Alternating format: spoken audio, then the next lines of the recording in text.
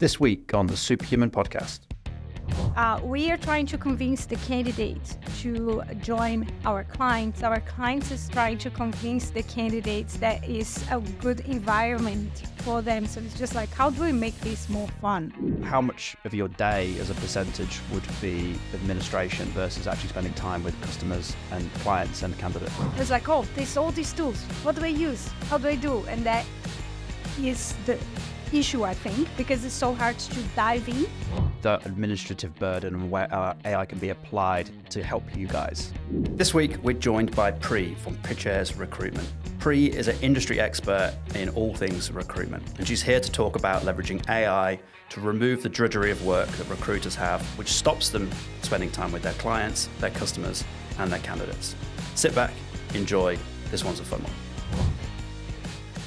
So I would love to talk about recruitment, because the last time I was sat with a recruiter was many, many years ago. But I don't think I've sat in a recruitment process for many, many years, and it fills me with dread. So don't worry, I'm not after a job, and I don't think you're pitching me a job. No. But Pri, thank you for joining us. As part of the podcast series we're doing here at Superhuman, we are bringing industry experts from domains such as recruitment into this environment where we can go, okay, cool, what do we think recruitment looks like in the future when we apply this huge wave of AI technology that's coming down the barrel of everyone to it? And I think it's fair to say that you've done the time in the industry. You've got a lot of experience about what's happened over the last 20 or so years within recruitment. So thanks for joining us. Do you want to give us a bit of a view about who you are, bring the audience into the work that you're doing and the... Yes, of course. Yeah, so I'm Pri from Pitchers, and we are IT recruitment firm. But for us, what is really important is when I first joined the role, I didn't really enjoy how recruitment has been going forever with the commission structures and everything. And I felt like I'm not going to be able to keep working this way. So for us was, how can we change that? How can we make this process more enjoyable for both, for clients and candidates? So we took out the commission base from that, so we could actually create unique and trustworthy relationships. So for us, it's all about relationships. And I think it's really, in recruitment, it's really hard to be able to focus on the relationship because the process is so long and so painful. So I think nowadays, most of the companies, they spend a lot of time in, like, how can I make the next step? How can I book the next meeting? Rather than just spending a lot of time with people. And I think that is what we should be doing more. Yeah, and it's the ultimate sales role, really, being a recruiter. And you're balancing, well, my experience with both mainly using recruiters to bring talent into organizations that I've worked in, it's network, and who trusts them to place. Exactly, because, when you're talking about technology and technology in New Zealand, which is, different from other countries, is that we have enough talent and candidates, they normally have enough offers. But for them, it's kind of, okay, I have a lot of offers. How do I choose, And I think part of our role is a sales role where we can actually have to spend time with the candidates, showcasing, sharing what is awesome about our clients, So it's, I agree with you 100% is a sales job in both parties, right? Because we are trying to convince the candidates to join our clients. Our clients is trying to convince the candidates that is a good environment for them. So it's just like, how do we make this more fun? I think it's interesting that a lot of businesses that I've been in and around, they've taken the metric of time to place really quite seriously. So when we open a job, how quickly can we recruit that? Yeah. And there are perceivably hundreds of steps from the decision to write the job and open up a job within an organization to the point where a contract is signed and the individual is onboarded. It just kind of amazes me the shortness of time that's available to actually build relationships with clients and have enough time to be able to spend time with the companies themselves go, well, actually, how do you tick? What's your values? How do you operate? What's the culture within the office? Floor walking, looking at product, etc. So roughly, help me kind of on the numbers. So as a recruiter, how much of your day as a percentage would be administration versus actually spending time with customers and clients and candidates? Probably 95%. 95% administration. Yeah, it is for a recruiter. It's very, very big. And I think also it's important to point there is a big difference between COVID and now, right? So when we were locked here, companies were really into fast. We need to move fast. So back then, it was like a marathon to hire somebody. It was very stressful. We didn't have enough candidates. But then a lot of companies, they hire people because they felt they have to. But then a lot of companies paid that price because they didn't spend enough time getting to know that person. I think this is important to state that this is within tech, because there was kind of two sides to COVID. There was like people being furloughed and people laid off within retail and Well, we were in a lucky industry. A lucky industry for recruitment. If you go to other industries, obviously, my background is from travel. There was another thing. But now I see a big change on that. So the process now are actually taking longer because people regretted the choice that they've been doing before. So I think nowadays there is more processes, more steps, because company needs to make sure that, like you hire to your team. You want to make sure that that person will fit your culture and your purpose. So then I think there is this change that now the processes are a little longer and people are, making sure that that is the right fit.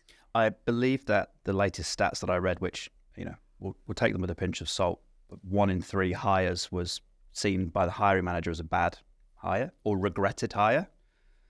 And I think that's probably changed throughout that speed at which people were bringing them on. No one wants a regretted hire because it causes problems within the operation. And we're in a country that, when you hire somebody, they will stay, so it's very hard to say you don't fit the team, so I think it's very, very important to take the time to make that call right and spending enough time with that person to make sure that they will, and I think also as part of that process is how then we can invest more time talking to these people and chatting and creating relationships because in the past it was like that. A recruiter, because they were they're working in commission based, so then it's just a really fast piece. So it's very hard to care about if that is a right fit, so that is why I think a lot of companies started to do their own hiring themselves to make sure that they're not missing that. But, because ultimately recruiters are incentivized to place. Yeah, but I think not only us, but a lot of all the recruiters in general, they are changing that because companies need to see the value of their services, that they're actually saving their time, they are helping to make the good changes and good hires. But I think it's really changing. So 95%, give or take a little. Yeah, I'm just throwing a number. Yeah. But that kind of makes sense. 95% of time of recruiters is generally spent on administration tasks. That leaves 5% for engaging with clients and 5% engaging with candidates. Both sides. Yeah. So walk me through the 95%. What's making up that time? Like, what administrative tasks are recruiters needing to execute across their day, which means that they're having their time poor for actually spending time with clients and candidates? Yeah, I think it's, I can go there forever. It's a lot. So it comes from, reviewing the CV going before that, engaging with the candidates in whatever platform you're using, making, sure that you're attracting candidates, having conversations, and then once the candidate accepted to go forward, is where the process starts. So then obviously you have, the first interview, you have to book the first interview with our team. And then you have to review the CVs and the job description, make sure that they are okay. And then you have to share that with the client, make sure that the client is okay with the candidate. And then you have to book a meeting and then go all the interviews, whatever process, or sending the code challenge, making sure that the candidate is actually doing the code challenge, and, keep following up both sides until they do it. Then follow up with the client, make sure that the client review the code challenge. So it's all process, and goes on and on and on until reference check, right? So then the client is happy, everybody's happy. Then you have to go and do the reference check. So you have to engage with people that sometimes they're not even here in New Zealand. They're in a different country, in a different time zone. You have to wait. So it's all manual, It's all task, but all manual. Like, I can see my team, they're spending all their time. And sometimes I keep thinking, do they really have a lot to do? But they do, because these processes, they take so long, and... It's interesting that there's two sides to that administration. Then there's the administration from the recruiter, but then there's the administration from your client. Obviously. And from what I understand, the biggest reason that candidates drop out of the process is the timeliness of the hiring manager. You're right.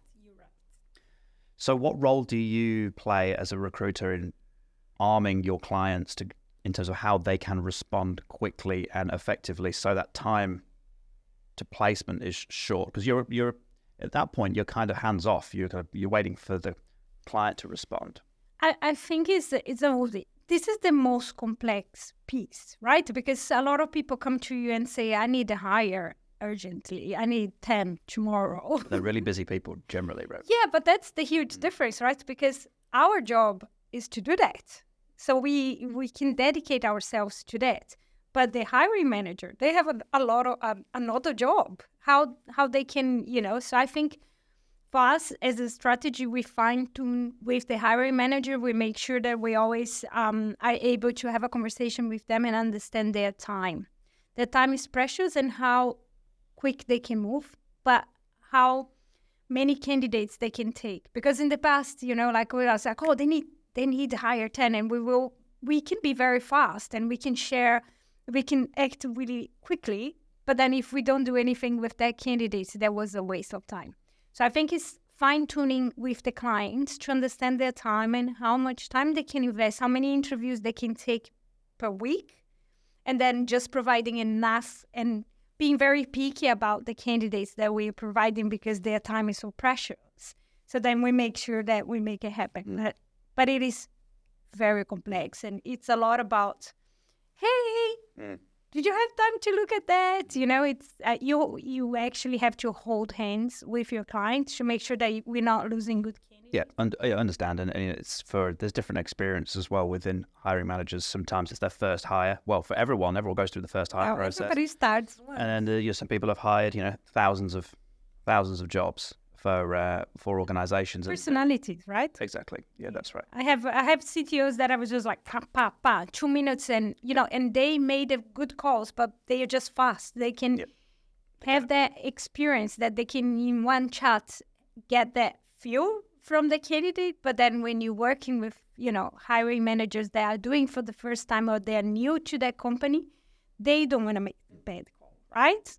So in terms of investment in productivity, and I think AI, promise of artificial intelligence, when the AI really understands the domain of recruitment, I think the promise of that is pretty extreme when it comes to applying that into the recruitment process.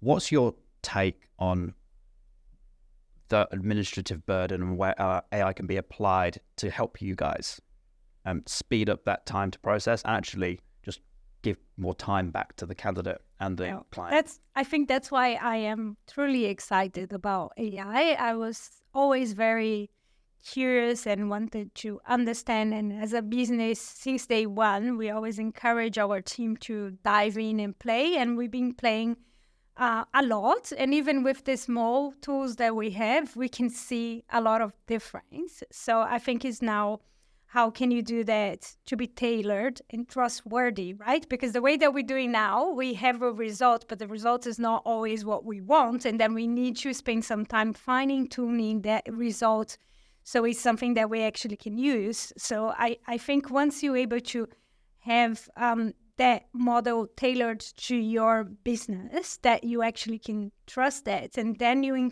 can implement these processes.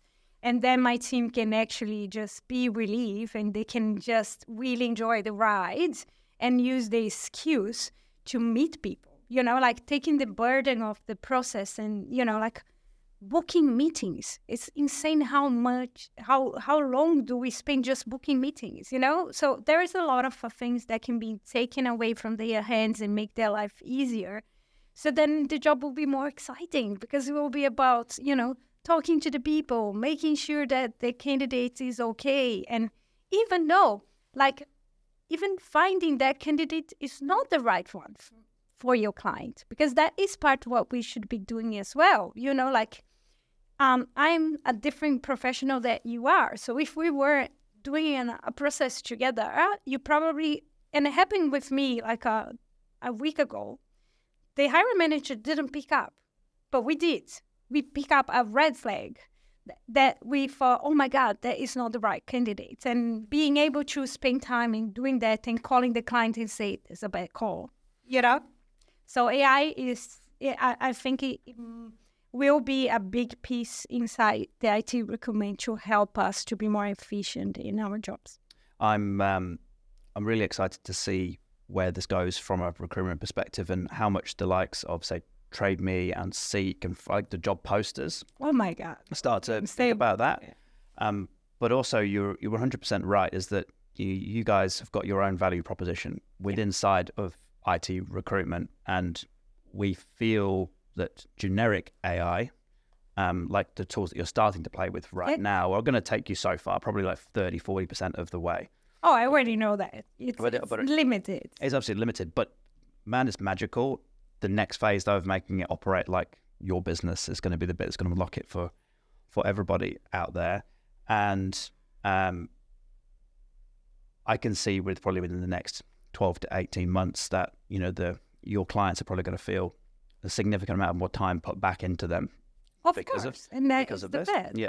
Who are you seeing within the market, either domestically in New Zealand or internationally, that's already starting to apply AI into the recruitment? I'll say industry, because I don't necessarily mean recruiters themselves, but obviously you've got job posters and you've got a whole different ecosystem of applications and services that make up the end-to-end recruitment process. Is there anyone that's catching your eye right now that's doing a good job? No, not really. I think it's still early stage. I see a lot of different products coming out, and we talked about that before. There is not only in IT, but you see products and products and products and products going out, and I think that is just making people to feel a little overwhelmed. It's like, oh, there's all these tools. What do I use? How do I do? And that is the issue, I think, because it's so hard to dive in. And then you go and play with these, generic models, and then it doesn't give you the right results. So it's like, oh, that's not for me. And you just put it back in there and keep doing your thing, So I think you're right. In the next 12 months is where we will see people saying, okay, yeah, that doesn't work this way, but what way would work? But what do I need to do to make that happen? So how can I make this model mine and where I can choose? But didn't see anybody jumping so quickly there. Interestingly, one trend we are seeing is that, document summarization and writing and the ability to create relational distinctions between different data that's what AI does, right?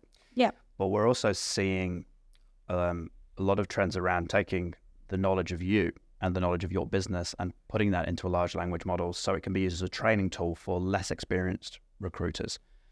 Not necessarily within the recruitment, but within every industry. So how do you take institutional knowledge and apply that so a graduate who wants to get into recruitment or another industry can come off the street and go, okay, I've got my first screening with a candidate. How do I run this meeting? Yeah, and I think that's it. I think you just that time to value of how do you get like actual humans back into industry and then get them operationally fit. That's for me as exciting as just removing the operational burden of admin. I never thought about that perspective, but I think it's really interesting because us as a business, we have a lot of people that are starting their career or they are thinking about starting a career in tech and we are approached every day, every single day for people asking advice. I personally receive messages in my WhatsApp every day. Hey, Pri, can you help? Can you help? Can you help? And that is part of what we are, because we like to say that we are open to talk to everybody. We are open to talk to people that we don't even have jobs to help them.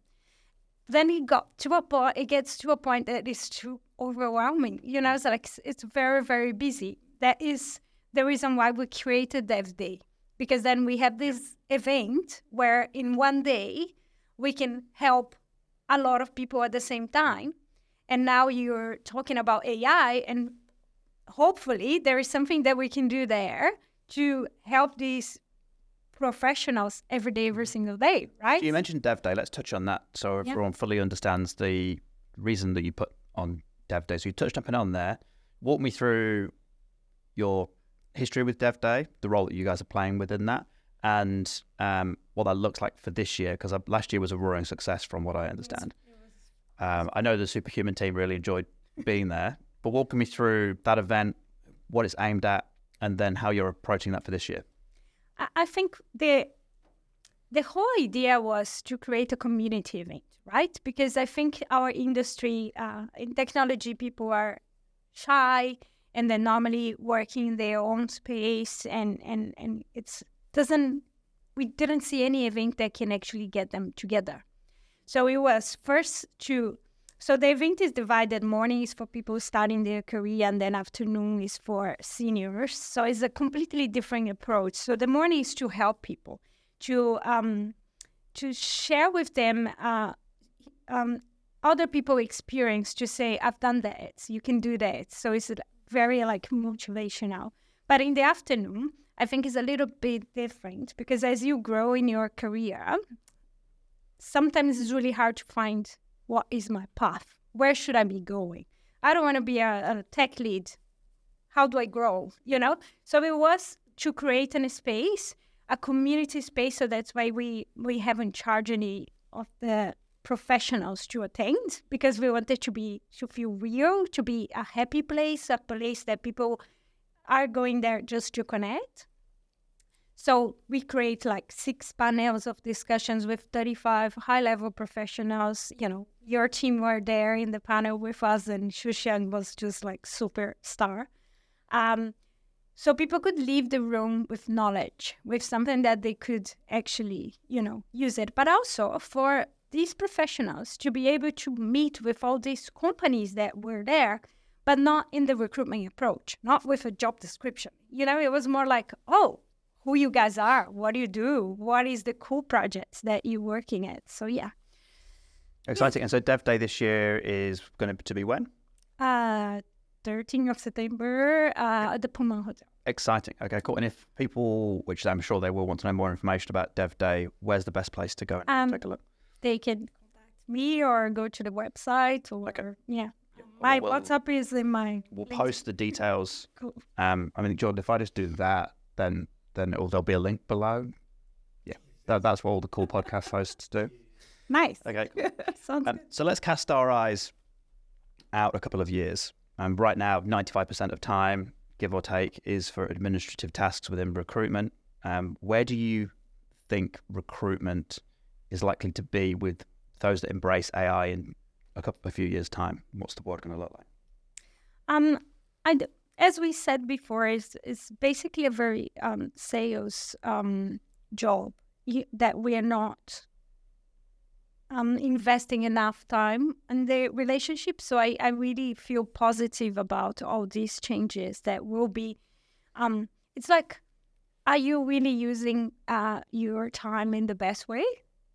For me, from Priscilla, myself, I know that my best time is to be sitting here or to be talking to people and having coffees and creating these relationships. And I want to do the same for my team. I want to make sure that they are also having their best life, right? So I think when you take the burden off, then you can focus on the important thing for the business. And then hopefully then you can just flourish your business because you are investing the right time in the right thing, right? Not just booking meetings. Yep. Yeah. Yeah, I think there'll be a huge movement across every industry from freeing people from the drudgery of work. And I genuinely believe people come to work to flex their muscles and play out their skills. And the more time we can do that, and if AI can be the catalyst for that, then we're looking forward to building those productivity tools on behalf of you industry experts, which is exactly how we're doing. So, look, Pri, thank you for bringing your expertise to the podcast. We've got a really good insight into the recruitment industry and how things may look in the future, but hopefully you get a lot more time back in your diary with the work that we're doing. We will make that happen so I can be out more. Yeah, okay, cool. Thank you for joining us. Time for us to get back to work, I guess. I know. Cool. Right? All right. Thanks, guys. Thank you.